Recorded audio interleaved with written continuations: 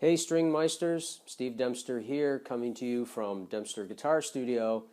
And so for the upcoming holidays, I thought I'd piece together a small series of, I believe, 5 videos for you, just covering some basic tips and topics that I think might be of use to you in getting your new year energy going so that the growth on your guitar becomes a little bit more logarithmic, exponential, bigger than you ever imagined. And so in today's video, I want to hit a topic that I simply call the habit. And there are lots of habits that guitarists tend to get involved in and they get stuck in. So anyway, let's go ahead. I'll see you at the other side. We're going to explore this topic of habit and how it has served you well and how it is holding you back from progressing in your guitar. Back at you in a moment. And now for a momentary interlude.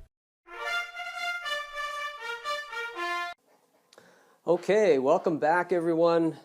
Today's tip is all about habit and how it has served you well for quite a while and how it is probably one of the key features that is holding you back from becoming better at doing this whole game of guitaring. So let me ask you a very simple question. If you've been playing on the guitar for any length of time and perhaps have ventured into the area of solo playing, you no doubt have come across the minor pentatonic scale. And if I asked you, go ahead and play for me a minor pentatonic scale, I'm going to bet my money that this is the sucker you're going to use. Check my volume here. I'll bet you this is it.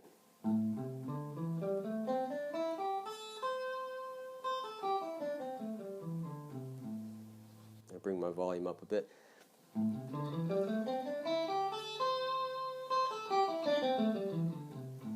This is a very, very familiar pattern to a lot of players, and it's the one that they tend to stick with. Why?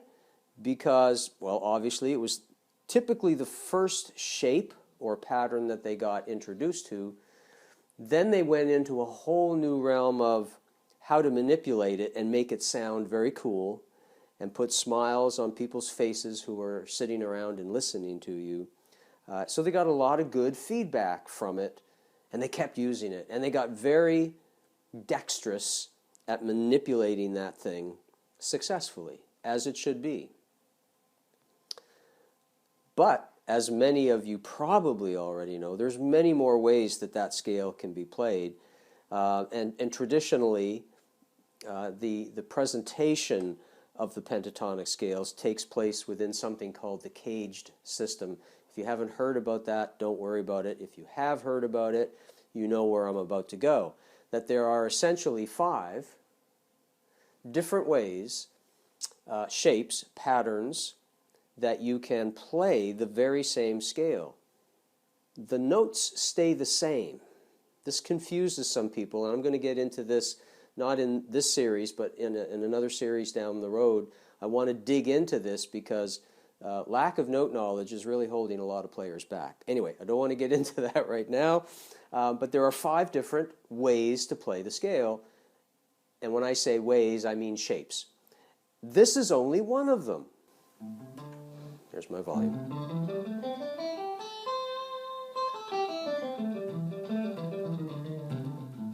I threw an extra note in there just because I felt like it. And so they get good. My recommendation to you is to take on at least a second pattern. Something fresh that you can start to use, and I would suggest to you that you simply stop using this particular pattern because you've gotten so used to it. It's so natural, which is what you want. But there's no growth in that alone. We need to push it a bit more. So I'm going to demonstrate a second way for you to play this scale, and then I'll ask you some quick questions about it and go from there. So here we are. Here's the second pattern. Take a look, take a listen.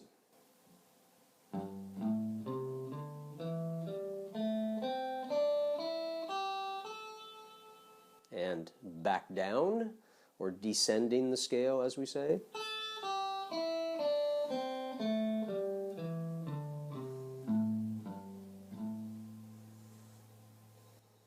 Now, the only thing, I shouldn't say the only thing, but one thing for sure that you want to be aware of when you were playing this one or the one previously, that I'm assuming you know very well, is that most people believe that the first note that the scale starts on, or I should say the pattern, they believe that that's where the pattern sort of starts. One of the troubles with this perspective is it's not always true. It's true for the pattern you did learn. This particular one is referred to as A minor pentatonic. And that very first note you start on is an A, hence A minor pentatonic. That's an A note right there. The second pattern that I just played for you, in terms of the full pattern, isn't doing that. It's starting on the third fret, which is not an A. Tootsie rolls to those who know what note that is. Okay? Now, here's the pattern. That's the shape of it. But if you start and stop on this particular note, it will not sound finished. It will have a quality to it, a sound to it that doesn't have a settled quality, doesn't sound finished. So although you're going to learn the shape, and I do have a link to a PDF at the bottom of the video here, by all means click that, download the shape so you can practice this up. You need to start it on an A note and end it on an A note at the beginning of your studies. Why? So your ears, and essentially your brain, your mind, develops a sense of what we refer to in music as tonality. That there's a quality about the scale that's centered around one particular note. In a sense, it's like that one note is like the center of our solar system, the sun. And the other notes that are surrounding it are kind of held in place by gravity, but wanting to fall in toward it. And depending on where they are in the solar system, they have strong gravity or weaker gravity. Hey, I'm into that stuff. So it's important when you practice this thing that you actually start it on an A and end it on an A, just like you did with your first pattern. But the A is located in a different place in terms of the shape. It's actually the second note that you start with. So the first note was here at the third fret. It's the second note that you actually want to start with, but you want to visualize the shape of the whole pattern in your mind. So here it is starting from A.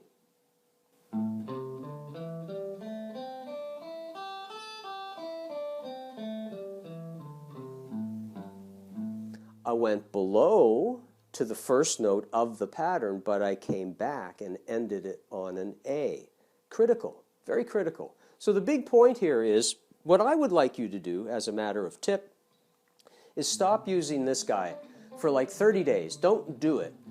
If you're sitting down and soloing and playing around, don't use that guy anymore. Come down and use this new shape and see what you can do with it. What different possibilities exist that allow you to play certain things there that don't allow you to do the same thing as easily here, or vice versa. Use this constantly for at least a month and get it under your fingers, start to develop a certain degree of comfort with it, and when that settles in, then, this is the fun part, take the scope of the two of them and start moving between them. How can you do that? Easy. Watch the first finger when I play the first pattern that you probably learned. Watch where it plays. I'm starting in the 5th fret. You see that?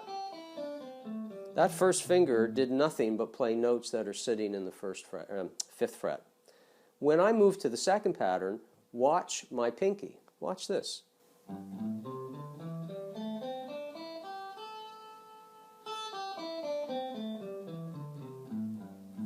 My pinky played nothing but these notes in the 5th fret, same as the previous pattern.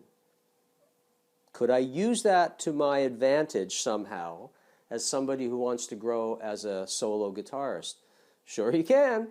As you're practicing using your old buddy here, perhaps for now, stop on one of the notes that sit in the 5th fret and use that as a transitioning tool to bring in the new image of the other pattern to your mind so that you can kind of slip slide into it. So it might look something like this. You could be, you know, pattern, I'll call this pattern 1 for lack of a better term. There's where I ended.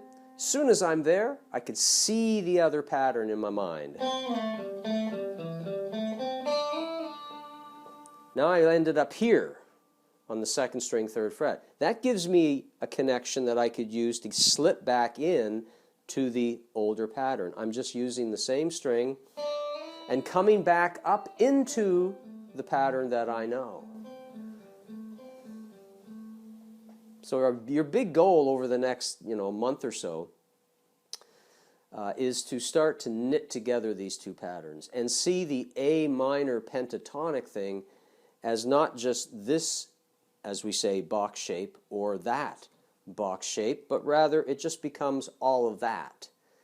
You're no longer seeing it as this box, that box. You see it as a continuous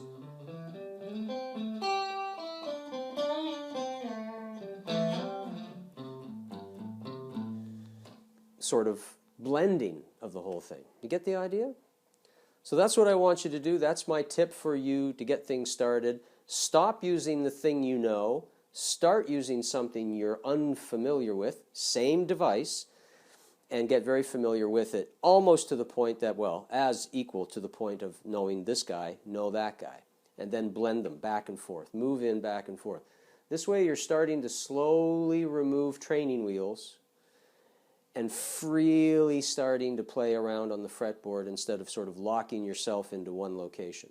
Okay? That's tip number 1.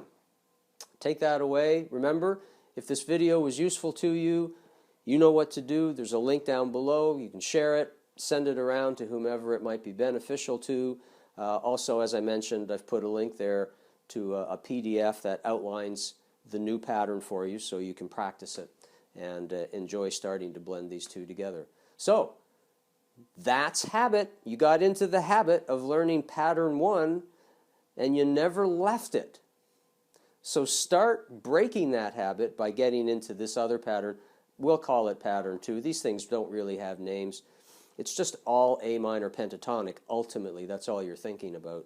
We'll call this one pattern 2 and start using it and cultivate it as your new good habit. All right, Steve Dempster, Dempster Guitar Studio, checking out for now, and I will see you in video 2 with a fresh new tip for you over the holidays. Cheers, guys. Bye.